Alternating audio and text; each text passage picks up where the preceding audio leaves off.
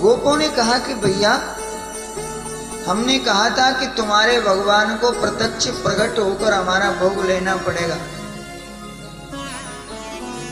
अब तुम्हारे भगवान कहाँ हैं, प्रत्यक्ष प्रकट क्यों नहीं होते?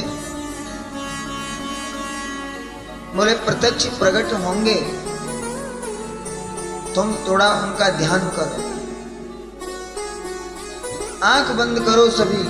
और सभी ब्रजवासियों ने आंख बंद की, ध्यान किया, तो भगवान कृष्ण एक रूप से पर्वत से चतुर्भुज रूप में प्रकट हुए। बोलो गोवर्धन महाराज की। प्रकट हुए, भगवान के दर्शन किए सभी ने, और भगवान कृष्ण ने कहा भैया तुम्हारा भोग ग्रहण करने के लिए हमारे गोवर्धन भगवान प्रकट हुए हैं, भोग लगाइए। सबने भोग लगाया और भगवान नारायण ने, गोवर्धन ने चारों आयुध अपने नीचे रख दिए, शंख चक्र गदा पद्म नीचे रखे और अपने चारों हाथों से भोग ले लेकर खा रहे थे।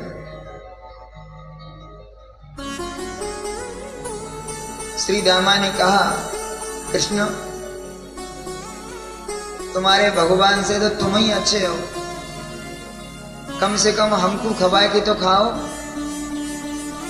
और ये तो सब पूड़ी पकवान पकौड़ी सब यही खा जाएगो तो हम क्या खाएंगे? हम तो बड़ी आशा लेके बैठे कि थोड़ा झूठ मूठ को भोग लगाए कि हम ही खाएं। भगवान बोले बड़े प्रेम से ठाकुर तुम्हारा भोग स्वीकार कर रहे हैं और आप ऐसी बात नहीं करते। अरे बोले भोग लग गया ये तो अच्छी बात है, परंतु भोग के बाद प्रसाद तो होना चाहिए। भगवान बोले ठीक है। सो भगवान हाथ जोड़कर बोले प्रभु हम ब्रजवासियों के पास में अभी तो इतना ही भोग है, अगली साल जब पूजा करेंगे तो और भोग बना के लाएंगे। और भगवान ने डकार ली और बोले महापूरण जल पान कराया और भगवान उस गोवर्धन पर्वत में अंतर्ध्यान हो गए। सभी ने विधिवत भोग लगाकर अपने अपने घर को आ गए और इंद्र बैठे थे कि हमारा ब्रजवासी भोग लगाएंगे, लेकिन किसी ब्रजवासी ने जब इनका भोग नहीं लगाया, देवर्षि नारद गए और देवर्षि नारद से कहा कि आज ब्रजवासियों ने हमारा भोग नहीं लगाया, क्यों? सुबह से शाम हो गई।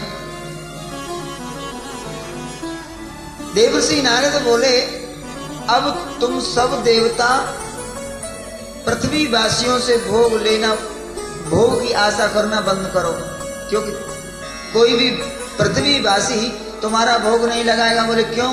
बोले अब तो पत्थर पूजा करने लगे। पत्थर पूजा? बोले हाँ, कहाँ हुई? बोले जो ब्रजवासी तुमको भोग लगाने वाले थे वही ब्रजवासी गोवर्धन की पूजा कर रहे, गोवर्धन पर्वत। अच्छा इनको हो क्या गया?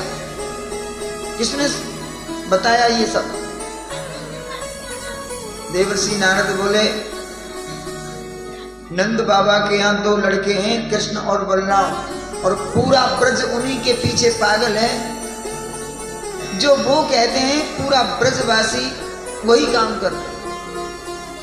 अच्छा बोले नारद जी चले गए और इंद्र ने मेघों को बुलाया और मेघों से कहा कि इस ब्रज पर इतनी बारिश करो कि ये ब्रज नष्ट हो जाए, डूब जाए। सामर्तक नामक मेघगण आए और ब्रज के ऊपर प्रलयंकारी बारिश करने लगे। इस प्रलयंकारी बारिश को देखकर ब्रजवासी घबराए और नंद बाबा के द्वार पे आए और नंद बाबा के लाला को बुलाया, कृष्ण को बुलाया और कहा चोरे लाला, तैने कही कि यदि कोई परेशानी होगी तो तेरो भगवान हमारी सहायता करेगो। अब तेरो भगवान कहाँ है, हमारी सहायता करा।